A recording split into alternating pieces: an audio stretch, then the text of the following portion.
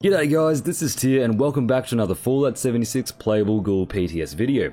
I hope everyone had a good Christmas and New Year. I took a little bit of a break to enjoy the holidays, but now I'm back ready to jump into the upcoming content with all of you guys. In this video, I'll be doing my best to explain how going feral works as a playable ghoul, what bonuses or negatives it can provide for your character, as there will be lots of reasons that you might want to consider both for going feral or not. I'll also be showing how the feral meter works, showing you how you can stave off going feral if you wish to do so. Let's get into it, guys. Okay, so while you are a ghoul, the feral meter is replacing the hunger and thirst bar in their entirety. You no longer have a need to constantly replenish any bar with food and drink. This is a thing of the past for ghouls, as they do not technically require food or water to satiate themselves and keep their bodies going. The hunger and thirst bar is gone, and with it, the need to eat and drink.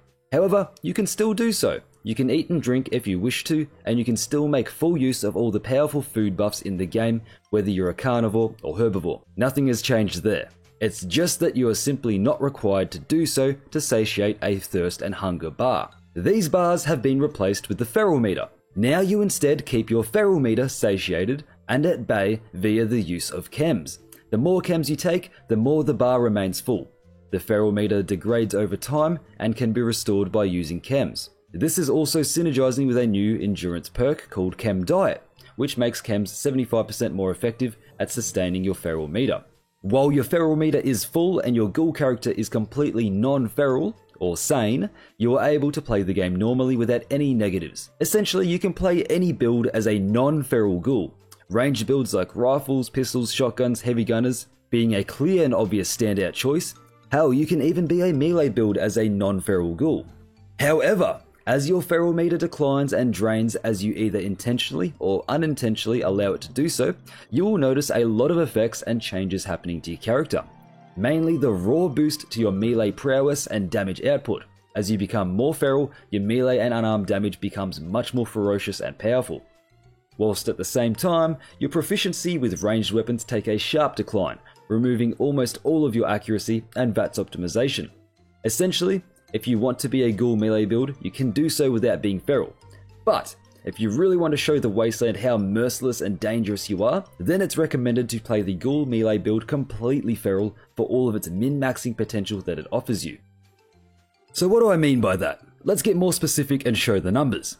So, if your feral meter is anywhere from 80% to 100% satiation, you will be classified as wonderful.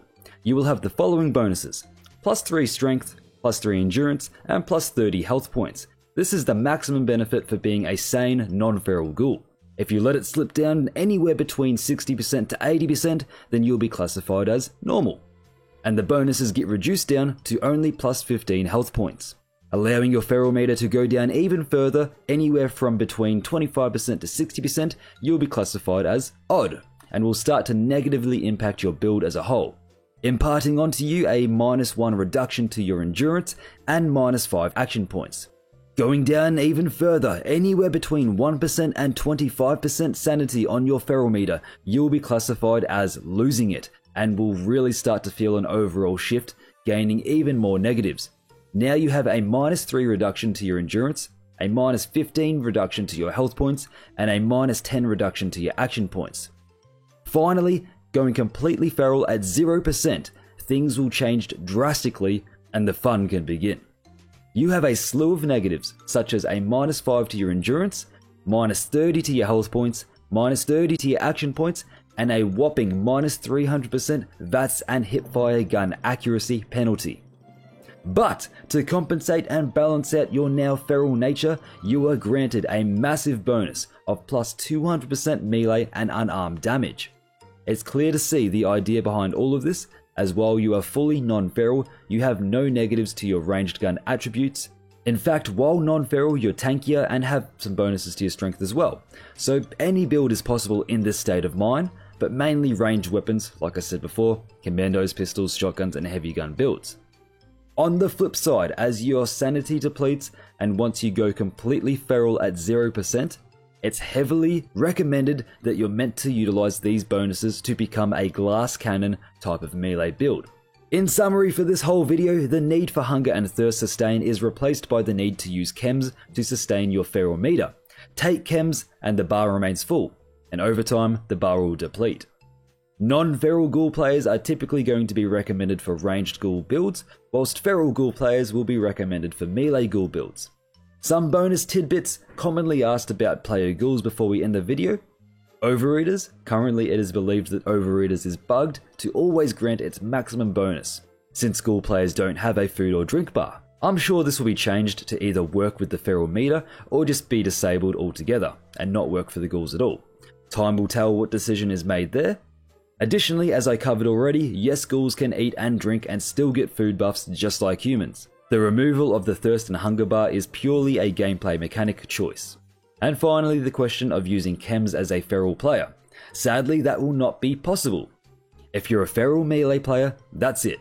You cannot use on top of everything else a fury or a psycho buff or an overdrive, for example, to get even more damage output on top of your feral melee damage bonus.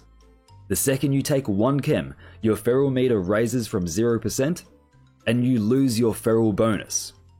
In my opinion, the plus 200% bonus melee damage is more than enough to make up for the lack of chem usage, but in other aspects of buffing your character, I can see how it would sting quite a bit for some players. And with all of that said, guys, that's the video. That's the feral mechanic explained in its entirety. I hope you all enjoyed, and do let me know in the comments how you plan to play as a ghoul, feral or sane. If you want to check out more videos I've done on the ghoul update, I have covered the glow mechanic and the ghoul feature in its entirety in a quick little guide, so check those out if you want to know more about this upcoming feature. Let's roll the outro.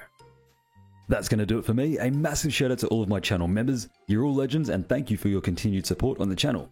If you like what I do here and you'd like to support me further, then consider becoming a member or check out my merch store. We've got a lot of great designs and benefits, so be sure to check that out in the description. And while you're down there, chuck me a follow on my other social medias and join my Discord. Subscribe if you're new and like the video if you've enjoyed. I've been Tia, and I'll catch us in the next one. Welcome to Valhalla.